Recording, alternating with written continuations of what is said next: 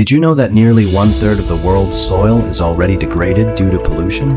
This widespread degradation is now posing a growing threat to agricultural safety, ecosystem health, and sustainable development, turning soil remediation into a critical issue not only for environmental protection, but also for future resource and food security.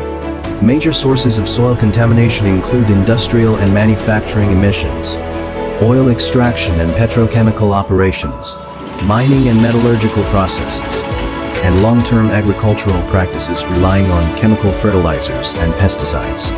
These activities result in the accumulation of harmful substances such as petroleum, hydrocarbons, heavy metals, and other toxic compounds in the soil.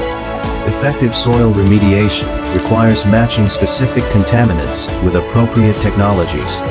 Common remediation methods include mechanical treatment, thermal desorption, bioremediation, chemical remediation, and solidification or stabilization. Each technology is suited to different contamination conditions. Among these approaches, Beston's thermal desorption technology offers clear advantages in treating organic pollutants, particularly petroleum hydrocarbons.